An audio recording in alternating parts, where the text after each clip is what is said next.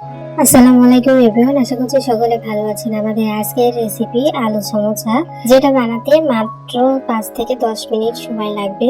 বিকালের চায়ের সঙ্গে অথবা বাচ্চাদের স্কুল টিফিনেও কিন্তু দিতে পারবেন। এরকম সুন্দর একটা নাস্তা রেসিপি। আশা করছি আপনাদের সকলের কাছে ভালো লাগবে।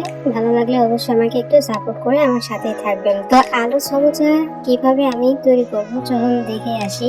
তো আলু সমোসা তৈরি করার জন্য আমি দুটো মাঝারি সাইজের আলু প্রথমে ভালো করে সিদ্ধ করে তারপর খোসাটা ছাড়িয়ে নিয়েছি। তারপর একটা গ্লাসের সাহায্যে একদম ম্যাশ করে নিচ্ছি। আপনাদের কাছে যদি ম্যাশার থাকে তাহলে সেটা দিয়েও ম্যাশ করতে পারবেন।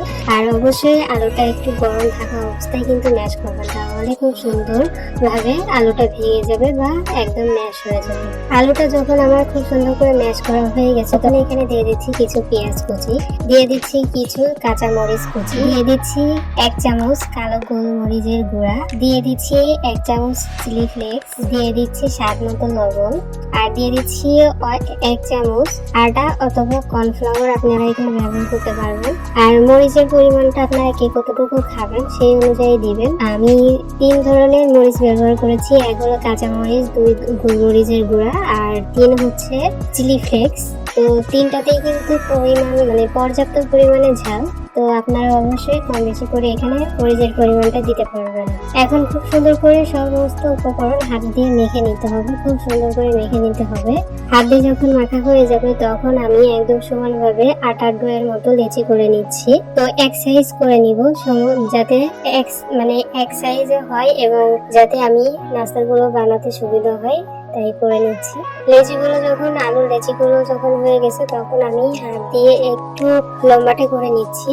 আর সসেজ যেরকম বানানো হয় লম্বা করে, এরকম সসেজের মতো করে নিচ্ছি আলুরগুলোকে। তো আলুটা যখন আমার সসেজের মতো করা হয়ে গেছে, দেখতে পাচ্ছেন আমি সবগুলো কিন্তু করে নিয়েছি। এখন একটা সাইডে রেখে দিয়ে আমি ছোট একটা বাটিতে নিয়ে নিয়েছি 1.5 চামচের মতো আটা এখানে নিয়ে তারপর অল্প অল্প পানি দিয়ে একটা আঠালো বেটার তৈরি করে নিতে হবে, যেটা আমাদের একটু পরেই নাস্তা বানাতে কাজে লাগবে। একবারে পানি দিতে যাবেন না, একদম অল্প অল্প পানি দিয়ে খুব সুন্দর করে আঠালো একটা বেটার তৈরি করে নেবেন। তো দেখতে পাচ্ছেন আমি কিন্তু খুব সুন্দর করে এখন এটা সাইডে রেখে দিয়ে আমি এখানে নিয়েছি একটা শীট নিয়েছি। আর সমোসা শীট, তারপর রোলের শীট কিভাবে তৈরি করতে হয় তার ভিডিও অলরেডি আমার চ্যানেলে দেওয়া আছে, অবশ্যই আপনারা দেখে আসবেন যে শীটগুলো কিভাবে তৈরি করতে হয়। আমি এই ভিডিওতে দেখালাম না, এটা দেখাতে গেলে আরো বেশি লং হয়ে যাবে ভিডিওটা, তার জন্য। তো দেখতে পাচ্ছেন শীটের এক সাইডে আমি আটার বেটার লাগিয়ে নিলাম, তারপর আলু দিয়ে দিচ্ছি। এখানে আলুর যে সসেজের মতো লম্বাটে করে রেখেছিলাম সেটা দিয়ে দিলাম, দিয়ে তারপর এরকম রোল করে নিচ্ছি। রোল করে নেওয়ার পর মাথায় আবারও আটার বেটার লাগিয়ে খুব সুন্দরভাবে মুখটাকে আটকে দিতে হবে। তো দেখতে পাচ্ছেন আমার একটা তৈরি হয়ে গেছে। এখন ধাপে ধাপে আমি আপনাদেরকে দেখিয়ে দিচ্ছি। তো আমার সবগুলো কিন্তু তৈরি হয়ে গেছে, একদম রোল তৈরি করে নিয়েছি। এখন হলো আমি কেটে নিব।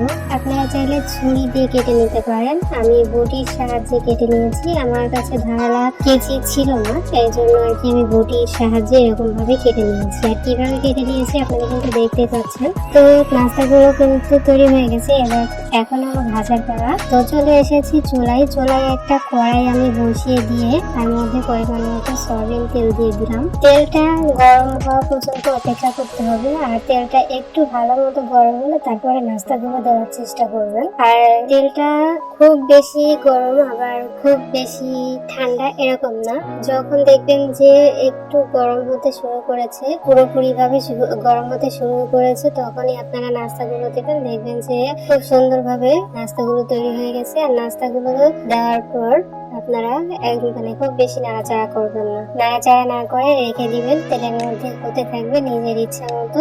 চাইলে 1-2 বার একটু নেড়ে চেড়ে উল্টে পাল্টে দিতে পারেন। বেশি নাড়ালে আবার ভিতরে যে আলুর পুরটা আছে এগুলো বেরিয়ে যেতে পারে।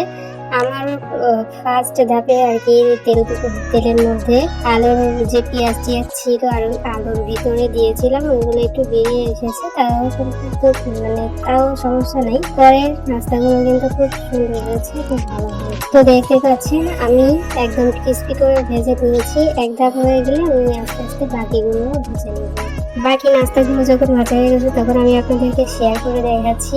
নাস্তার ভিতরে তো আলুতে ভরপুর, একদম সফট, আর ভিতরে হলো একদম ক্রিসপি মুচমুচে। আশা করছি আপনাদের সকলের কাছে ভালো লেগেছে আমার আজকের নাস্তা রেসিপি। কেমন লাগলো অবশ্যই লাইক কমেন্টস করে জানাবেন। আর আমি আপনাদেরকে একটা ভেঙে শেয়ার করে দেখাচ্ছি যে আলুর সমোসা কতটা মুচমুচে হয়েছে, কতটা ক্রিসপি হয়েছে। এই নাস্তা বানাতে সর্বোচ্চ 10 মিনিট সময় লাগবে। তো আপনারা কিন্তু অবশ্যই চেষ্টা করবেন বাড়িতে, বিকেলের স্ন্যাক্স হিসেবে আপনারা কিন্তু পরিবেশন করতে পারেন। সবাই ভালো থাকবেন, সুস্থ থাকবেন। আমার পরবর্তী ভিডিও দেখার আমন্ত্রণ জানিয়ে আজ এখানে বিদায় নিচ্ছি। আল্লাহ হাফেজ।